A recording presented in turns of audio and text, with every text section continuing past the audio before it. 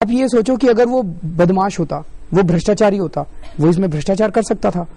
अगर वो भ्रष्टाचार करता है तो तब क्या हमारे सिस्टम में कंट्रोल है? वो खत्म है, वो गायब है। मेरा अपना ये मानना है कि इन सारी चीजों की जड़ में बहुत हद तक इलेजिटिमेट डिस्क्रिशनरी पावर्स हैं। इतनी ज्यादा डिस्क्रिशनरी पावर्स दे दी गई हैं और उनका कोई सिर पैर नहीं है।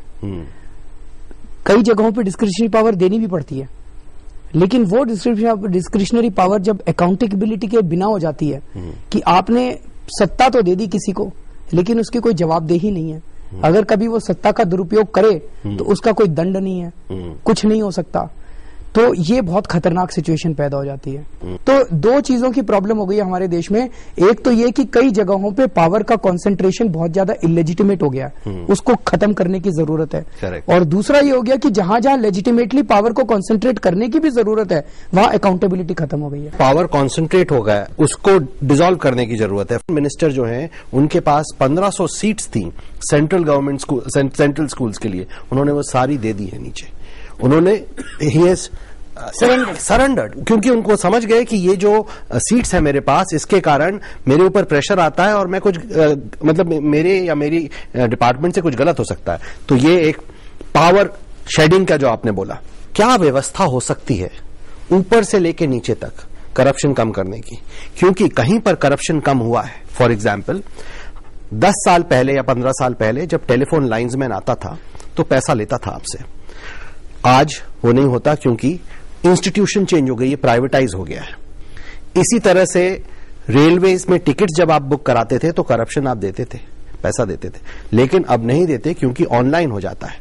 तो लोअर लेवल पे तो करप्शन कम हुआ है। मैं आपसे जानना चाहता हूं क्या तरीका है कि मिडिल लेवल पे और सीनियर टॉप लेवल पर भी करप्शन कम हो? क्या समाधान हो सकता है इसका? जितना आप सिस्टम को बंद करेंगे उतनी करप्शन बढ़ेगी, जितना सिस्टम को खोलेंगे उतनी करप्शन कम हो जाएगी। इलिमिनेट नहीं होगी लेकिन कम होती जाएगी। मेरे पास एक सजेशन है जो मैं खुद करती थी, जिससे बहुत मेरे यहाँ मेरी पुलिसिंग में और मेरे काम में गिरी थी। वो ये थी कि मैं रोज सुबह अपने एरिया में वॉक करती थी, एरिया में जाती थी। इसका मतलब आम आदमी मिल सकता है, मुझे अपॉइंटमेंट लेने की जरूरत नहीं है। कहीं भी रोक के मुझे कहे मैडम मैं थाने में गया था, आज ये हुआ, मैडम आज मैं ये ट्रैफिक में मेरे साथ ये हुआ। दैट मीन्स कि आप इमीडिएटली एक्सेसिबल हो गए, सिस्टम खुल गया।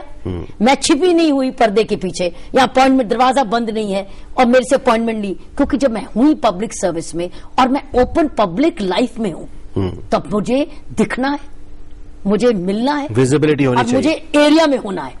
हर गवर्नमेंट सर्वेंट शुरू करें अपने आप से, क्योंकि कोई रूल जब तक आप अपने आप से प्रैक्टिस नहीं करें वो नहीं होता है। Which means surprise visit in किसी वन एरिया में every day for 2 hours। अगर आप हेल्थ के हैं अस्पताल में जाएंगे, अगर आप स्कूल के हैं तो एक स्कूल विजिट करेंगे, अगर आप पुलिस कमिश्नर हैं तो एक थाने में जाएंगे, ठीक है। और अगर आप मंत्री, किसी चीज के मंत्री हैं, आप किसी फैक्ट्री में जाएंगे, लोगों से बात करेंगे। मतलब है आम आदमी से जुड़ना। जब हम लोग 2 घंटे आदमी से जुड़ने लग जाएंगे, करप्शन गिरने लगेगी डर के बारे। डर। दूसरी चीज ये भी नहीं खत्म, क्योंकि अब जैसा राजा वैसी प्रजा। सो अब ये क्या है, 2 घंटे आपने ऑफिस के लिए ओपन डोर रखना ही है। No time appointment, first come first serve पे आप मिलिए मुझे। आप 2 चीजें करने लग जाएं, पब्लिक में दिखने लग जाएं, और 1 घंटा भी चाहे ओपन मीटिंग कर दें। पीएन का कोई रोल नहीं है रोकना, जो पहले आया वो आएगा, ठीक है। और कुर्सी हटा दीजिए, खड़े होकर बात करिए। आप भी नहीं बैठिए, दूसरे को भी कुर्सी नहीं दीजिए, खड़े होकर बात करिए। उससे आपका काम बहुत जल्दी होता है, क्योंकि हर आदमी टू द पॉइंट बात करता है। तो वो टू द पॉइंट कि मुझे ये प्रॉब्लम है, तो आप समझ जाएंगे कि आपको क्या करना है, आगे करते जाए। तो आपका पीएन खड़ा होगा वहां, पर्सनल सेक्रेटरी, कि मुझे ये करना है, ये करना है। आप देखेंगे फर्स्ट कम फर्स्ट सर्व, ये दरवाजा खोल के बैठने से ही आपकी करप्शन और गिरेगी। क्या हम ये नहीं कर सकते? इसके लिए तो कोई कीमत नहीं, इसके लिए कोई नई फोर्स नहीं चाहिए, कोई नई अपॉइंटमेंट नहीं चाहिए, कोई नई सैंक्शन नहीं चाहिए। क्या ये 2 मैनेजमेंट प्रैक्टिसेस नहीं हम ला सकते? इसी से करप्शन गिरेगी। बड़ा अच्छा पॉइंट बोला। और ये privatisation without adequate governance reforms, इसने इस कदर भ्रष्टाचार पैदा कर दिया प्राइवेटाइजेशन ने। हमारे देश की जमीनें बिक रही हैं, हमारे देश की माइंस बिक रही हैं, हमारे देश के जंगल बिक रहे हैं, हमारे देश की हवा बिक रही है, स्पेक्ट्रम बिक रहा है, आसमान बिक रहा है, जमीन बिक रही है, जमीन के नीचे सब बिक रहा है, सब ये देश बेच के खा रहे हैं। हमारी भी कुछ जिम्मेवारी बनती है, हम एज अ पब्लिक भी करप्ट ऑफिसर को या करप्ट पॉलिटिशियन को रिस्पेक्ट देना बंद करें। जिस जिस एरिया में पैसा, मतलब there is an economic revolution, उस एरिया में गवर्नमेंट करप्शन आ जाता है बड़े स्केल पे। I don't think there is any revolution और anything, I don't call it. Telecom में it is the technology which has given the benefit, not the governance reform. कि मिडिल लेवल और top level पे corruption को curb करने की क्या व्यवस्था होनी चाहिए? किसी को भी ये डर नहीं है कि जेल जाए या उसकी नौकरी जाए अगर वो भ्रष्टाचार करता है तो। उसका कारण है हमारी सड़ी गली कानून, एंटी करप्शन व्यवस्था, सड़ी गली एंटी करप्शन कानून और एजेंसीज। हमें इतनी सारी मल्टीप्लिसिटी ऑफ एजेंसीज नहीं चाहिए, हमें एक एजेंसी चाहिए। उसमें हमने ये लिखा है कि इन सारी एजेंसीज को मर्ज करके आप एक एजेंसी बना दीजिए, लोकपाल। अगर किसी को भी भ्रष्टाचार की कोई शिकायत है तो वो लेके लोकपाल के पास जाएगा। लोकपाल सरकार से बिल्कुल इंडिपेंडेंट हो, सरकार के कंट्रोल में ना हो। लोकपाल उस भ्रष्टाचार के केस को 6 महीने से 1 साल के अंदर इन्वेस्टिगेट करे और अगले 1 साल के अंदर उसका ट्रायल पूरा हो, ताकि 1.5 से 2 साल के बीच में उस व्यक्ति को सजा हो सके। एक आदमी जो डे टू डे बेसिस पे करप्शन से डील करता है, राशन कार्ड बनवाने में, पासपोर्ट बनवाने में, उसका काम नहीं किया जाता, ये व्यक्ति भी लोकपाल जा सके। इसका काम 1 महीने में होना चाहिए और जो दोषी अधिकारी है उस पर लोकपाल दंड लगाए और वो दंड इस व्यक्ति को कॉम्पेंसेशन के रूप में मिले। इस लोकपाल की अंदर की सारी फंक्शनिंग जो है वो कंप्लीटली ट्रांसपेरेंट हो, ताकि ये भ्रष्टाचार का अड्डा ना बन जाए। लोकपाल के अंदर किसी की अगर शिकायत होती है तो उस व्यक्ति को 2 महीने के अंदर नौकरी से निकाल दिया जाए। तो इस किस्म का एक कानून बना के हमने सरकार को भेजा है। किसी ने प्रश्न पूछा था कि जनता क्या कर सकती है। हांगकांग में 1970 के दशक में बहुत ज्यादा भ्रष्टाचार था, इतना भ्रष्टाचार था कि हमारे देश से कहीं ज्यादा था। वहां पे पुलिस और माफिया के बीच में सांठगांठ बढ़ गई, क्राइम बहुत ज्यादा बढ़ गया। उसकी वजह से लाखों लोग सड़कों पे उतर आए, लाखों स्टूडेंट सड़कों पे उतर आए। इनफैक्ट वहां पे स्टूडेंट सड़कों पे उतरे थे। उन स्टूडेंट, उसकी वजह से सरकार ने वहां इंडिपेंडेंट कमीशन अगेंस्ट करप्शन बनाया, ICAC, उसी तरह का जैसी लोकपाल की हम बात कर रहे हैं। उसको सारी पावर्स दी गई। उसने पहले शॉट में आते ही 180 में से 120 पुलिस ऑफिसर्स को नौकरी से बर्खास्त कर दिया, which sent a very strong message to the bureaucracy कि अब भ्रष्टाचार बर्दाश्त नहीं किया जाएगा। आज हांगकांग दुनिया के सबसे ईमानदार देशों में गिना जाता है, केवल ICAC की वजह से। आपने बोला कि लोकपाल को वो लोग भी जाके कंप्लेन कर सकते हैं जिनके फॉर एग्जांपल ड्राइविंग लाइसेंस नहीं बना या पासपोर्ट में प्रॉब्लम आ रही है, तो लोकपाल फिर बहुत ही ज्यादा ओवरबर्डन तो नहीं हो जाएगा? एक मेरा प्रश्न। दूसरा प्रश्न, लोकपाल जो बनेगा उसको सिक्योरिटी कैसे प्रोवाइड करी जाएगी? 2 चीजें। एक तो ये कि जो आज की व्यवस्था है, जैसे RTI एक्ट है, अगर RTI एक्ट को देखें तो हर डिपार्टमेंट के अंदर एक PIO है, पब्लिक इंफॉर्मेशन ऑफिसर, उसकी जिम्मेदारी है आपको RTI की जवाब देना। उसी तरह से इसके अंदर एक विजिलेंस ऑफिसर हर डिपार्टमेंट में होगा, जिसकी ये जिम्मेदारी होगी कि अगर आपका उस डिपार्टमेंट में काम नहीं होता है तो वो विजिलेंस ऑफिसर को आप शिकायत कर सकते हैं, वो आपको वो वाला काम करवाएगा। और इस तरह से ऊपर व्यवस्था चलती जाएगी। जो ऊपर का टॉप का लोकपाल है उसको एडमिनिस्ट्रेशन का काम होगा, या जो बड़े बड़े भ्रष्टाचार के केसेस हैं वो उसके पास जाएंगे। तो ये पूरी की पूरी मशीनरी जो हम लोगों ने कानून ड्राफ्ट किया है उसके अंदर है। और आप, हमारी वेबसाइट है www.indiaagainstcorruption.org।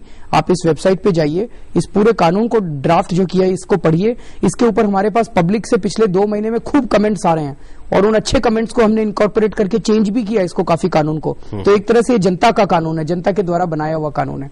दूसरा, आपने कहा अगर हांगकांग वाले अपने कमिश्नर को सिक्योरिटी दे सकते हैं, हम भी दे सकते हैं। अगला प्रश्न, अगर सारे लोग, ऑलमोस्ट सारे लोग या बहुत सारे लोग करप्शन में एंगेज कर रहे हैं और अगर हम नहीं करेंगे तो क्या हमें नुकसान नहीं हो जाएगा? इस पे आपका क्या कमेंट है? क्योंकि ये करप्ट आदमी कैसे सोचता है उसका मैं पॉइंट बता रहा हूं आपको। बहुत ज्यादा हो गया 60 इयर्स। रोज हिसाब के अनुसार $16 बिलियन की करप्शन हर साल भारत घुमाता है। $16 बिलियन। इसका मतलब है कि अगर ये हम नई करप्शन करें तो हमारा कोई गांव बिना स्कूलों, जितने स्कूल चाहिए उतने होंगे, जितनी सड़कें चाहिए उतनी होंगी, जितनी डिस्पेंसरीज चाहिए उतनी होंगी, और बल्कि हर आदमी को जो हम महात्मा गांधी नरेगा स्कीम में पैसे दे रहे हैं उसके लिए बहुत पैसे होंगे। इसका मतलब हम अर्बन एम्प्लॉयमेंट भी ला सकेंगे। अभी तो हमने रूरल एम्प्लॉयमेंट गारंटी स्कीम लाए, we will be able to bring even urban employment कितना फायदा है। इसका मतलब उस आदमी जो भ्रष्ट है उसकी जनरेशन को भी फायदा होने वाला है। ऑनेस्ट आदमी जो है वो ये कहता है कि भ्रष्ट अगर मैं नहीं होता हूं तो भ्रष्टाचारी मेरे से आगे निकल जाता है। तो वो नहीं निकल सकता।